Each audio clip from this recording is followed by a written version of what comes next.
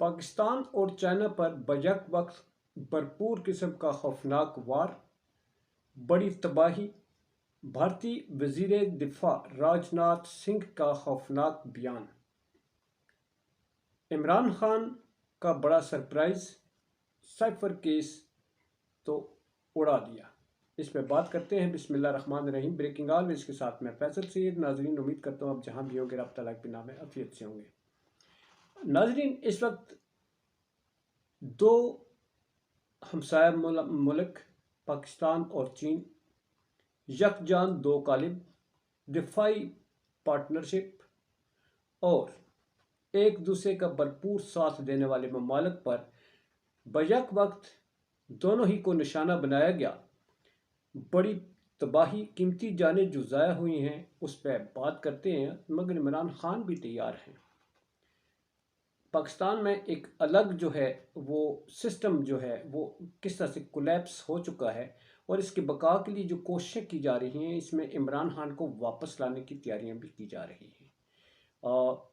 میرا یہ channel please subscribe کر دیجیے گا اور بیل آئیکن کا بٹن ضرور دبا دیجیے گا۔ انت تک دیکھنے کے بعد اپنی قیمتی آراء سے ضرور آگاہ کیجیے گا، لائک کرنا مت بھولیے گا۔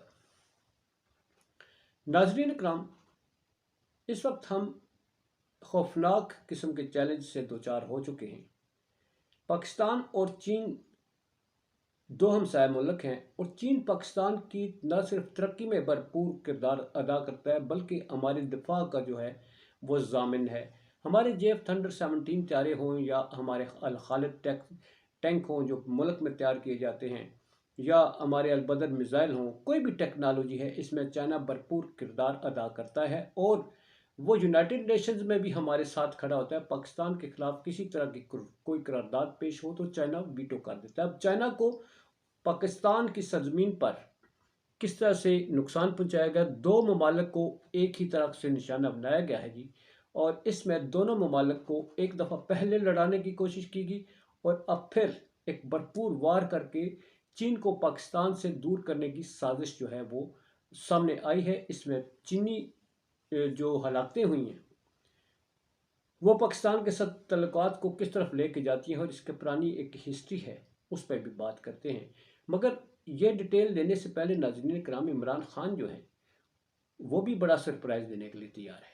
ایک تو انہوں نے بڑی کال لانگ مارچ کی دے رکھی ہے جی، اس وقت ان کے ساتھ ان کو واپس لانے کی تیاریاں بھرپور زور و شور سے جاری ہیں۔ سائفر کیس جو ہے وہ سمجھے کہ ختم ہو گیا، وہ گیا کہ گیا، اور اب واپس خان آیا کہ آیا، اس لیے کہ اب جو پاکستان میں اس وقت معاملات ہیں وہ آؤٹ آف کنٹرول ہیں۔ ان کو کنٹرول کرنے کے لیے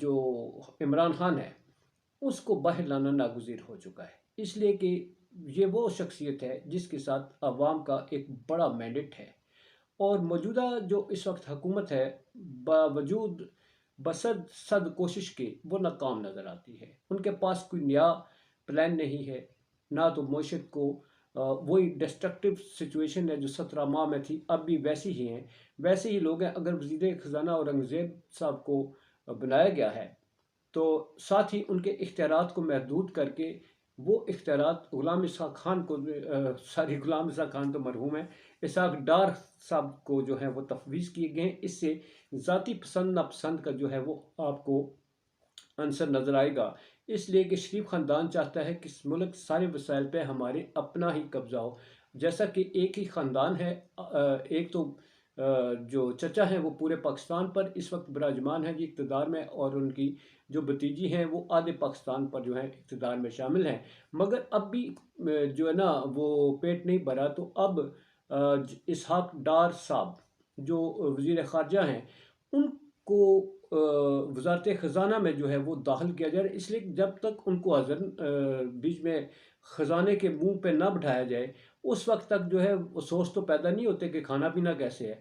تو اس لیے ان کو جو ہمارے وزیر خزانہ ہیں ان کے اختیارات محدود کر کے جناب شہباز شریف صاحب نے نواز شریف صاحب کے سمدھی جو ہیں ان کو اختیارات دینے شروع کر دیے جی۔ اب دیکھیے خزانہ ان کے پاس ہے، خزانہ جب تک پاس نہ ہو تب مزہ کی یہ بادشاہ پیسے دے، اورنگزیب صاحب بیٹھے ہون پیسے ساڑھے کو نہ آن تے مزہ کی، اس لیے ان کا آنا ضروری ہے۔ اب آتے ہیں جی، اس وقت جو سچویشن بنتی جا رہی ہے وہ معیشت چونکہ آؤٹ آف کنٹرول ہو رہی ہے، اس لیے عمران خان کا آنا ناگزیر بن چکا ہے، لانا بھی ناگزیر بن چکا ہے۔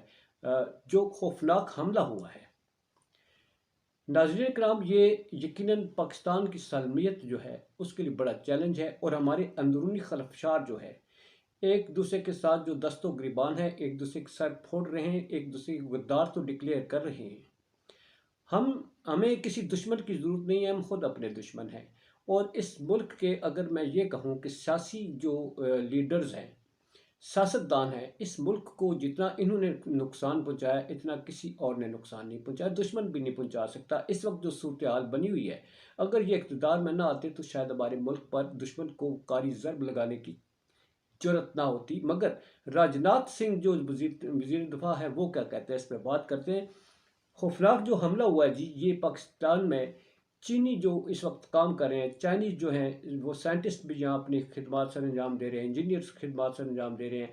آپ کو معلوم ہے کہ جو کشمیر میں جو پل بن رہا ہے، نیلم جو پروجیکٹ ہے، ڈیم جو ہے، وہ آپ کو معلوم ہے کہ کس جگہ بن رہا ہے۔ وہ جو ہمارا کشمیر کو ملانے والی جو ایک ہی جگہ آزاد پتن، اس جگہ پانی کو روک کر بڑا پروجیکٹ بنایا ہے۔ چائنیز وہاں تک موجود ہوتے ہیں، وہاں پر چند سال پہلے چینیوں کو فائرنگ کر کے وہاں بھی مار دیا گیا تھا، اور پاکستان اور چائنا کے تعلقات انتہائی کشیدہ ہو گئے تھے۔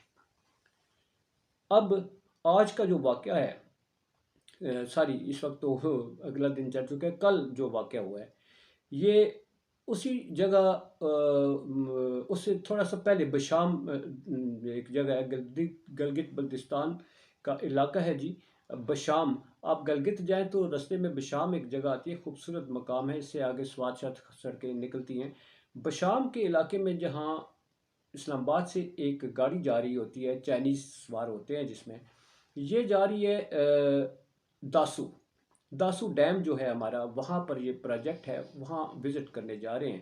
چائنیز انجینئرس ہوتے ہیں، گاڑی بھری ہوئی ہوتی ہے، اور اس گاڑی کو ایک بارود سے بڑی گاڑی آتی ہے، خودکش حملہ کر دیا جاتا ہے۔ اس میں سارے تقریباً مر گئے، کوئی ایک آدھ بچا ہے یا نہیں بچا ہے، سارے میرے خیال مر گئے۔ 5 جو مرد ہیں، ایک خاتون جو ہے، یہ موقع پر ہلاک ہوگی۔ خوفناک قسم کا حملہ کیا گیا جی۔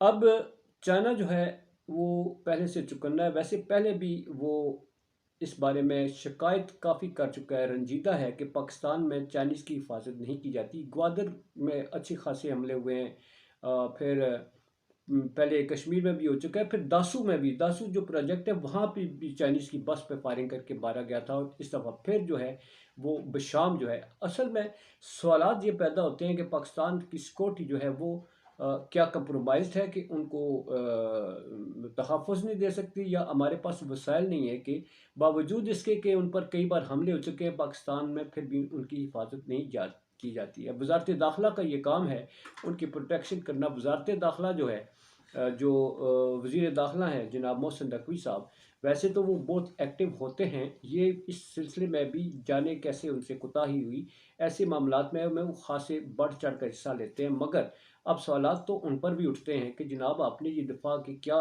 بندوبست کیا ہوا تھا۔ دوسرا، ہمارے ملک میں سی پیک جو ہے وہ اس وقت نشانہ ہے جی آئی ایم ایف جو کہ امریکہ کنٹرول کرتا ہے، تو ہماری جو اس وقت ہماری موجودہ حکومت ہے، چونکہ ان اقتدار میں رہنا ان کا جو ہے وہ بدعا ہے، اور اس اقتدار میں رہنے کا ہر چیز کو داؤ پہ لگا سکتے ہیں۔ سی پیک کے حوالے سے کہا جاتا ہے، بڑے بڑے اس وقت مدبر جو ہیں، اسکالر جو ہیں پاکستان میں جو ہیں، تجزیہ کار جو ہیں، وہ کہتے ہیں کہ آئی ایم ایف سے قرضہ لینے کے لیے سی پیک کو بھی کمپرومائز کیا جا رہا ہے۔ موجودہ سیاستدان جو ہے، وہ کام جو فوج نے بڑے جان جوکھوں کے ساتھ سر انجام دے رہی تھی، ان کو سیاستدان جو ہیں وہ اپنے اقتدار کی بینٹ چڑھا رہے ہیں۔ اس میں سی پیک جو ہے، اس کے ساتھ معاہدے کیے گئے، معاہدے جو ہے، کہا جا رہا ہے، آئی ایم ایف کہتا ہے کہ مہنگے ہیں، ان کو رینیو کرنے کی ضرورت ہے۔ جب رینیو کریں گے تو چائنا کیا سوچے گا، چائنیز کمپنیوں کو لاس ہوتا ہے، ان کے ساتھ معاہدے کیے گئے ہیں۔ یہ معاملات ہیں، اور اب جو حملہ ہوا ہے یہ چائنا اور پاکستان کو ایک دوسرے کے خلاف کرنے کی ایک بڑی سازش ہے۔ راجناتھ سنگھ جو وزیر دفاع ہیں، وہ کہتے ہیں کہ جناب پاکستان میں جو حالات بن چکے ہیں ہمیں کوئی پاکستان پر حملہ کرنے کی ضرورت نہیں۔ پاکستان میں اس وقت وہ ہو رہا ہے یا ہونے جا رہا ہے کہ پاکستانی سارے پاکستان چھوڑ کر بھارت آئیں گے، کیونکہ پاکستان میں ننگ افلاس بھوک اتنی ہے، کھانے کو نہیں ہے، بھوکے مر رہے ہیں، روزگار ان کے پاس نہیں ہے، دفاع ان کے پاس کوئی نہیں ہے، جانیں ان کی ضائع ہو رہی ہیں، تو اب وہ بھارت میں آ کر اپنے آپ کو محفوظ سمجھیں گے۔ ہمیں حملہ کرنے کی ضرورت نہیں ہے پاکستان پر۔ یہ ان کو ایسے بیان دینے کی ضرورت اس لیے محسوس ہوئی ہے کہ ہم اندرونی طور پر خلفشار کا شکار ہیں، ہم اقتدار کے بھوکے لوگ آپس میں لڑ لڑ کے مر رہے ہیں، عوام کو کوئی پرسان حال نہیں ہے، ان کو آئے دن بجلی گیس پٹرول مہنگا ہو رہا ہے، تو ایسے میں راجناتھ سنگھ کا کہنا تو پھر بنتا ہے نا کہ وہ پاکستان کا تماشا اور اس پر اپنی جو انگلی تو اٹھائیں گے۔ اب چائنا اس کو کس اینگل سے دیکھتا ہے، یہ جو بھارت ہے اس نے ایک ہی تیر سے دو شکار کیے ہیں۔ پاکستان کی سرزمین پر چینیوں کو نشانہ بنا کر چین کو نقصان پہنچایا گیا ہے، دونوں کو ایک بیک وقت جو ہے ایک بڑے حملے کا نشانہ بنایا گیا ہے۔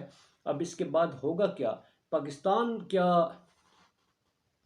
یہ جانتے ہوئے بھی کہ بھارت جو ہے اس میں ملوث ہے اس پہ واپس حملہ کرے گا، جیسا کہ افغانستان پر حملہ کیا، جیسا کہ ایران کے اندر جو ہے وہ کارروائی کی گئی، تو بنتا تو پھر بھارت کے ساتھ بھی ہے، مگر حکمران جو ہے وہ بھارت کے ساتھ دوستی اور تجارت کی باتیں کر رہے ہیں۔ تو یہیں پر سوالیہ نشان چھوڑتا ہوں۔ پاکستان زندہ باد، پاک افواج پائندہ باد۔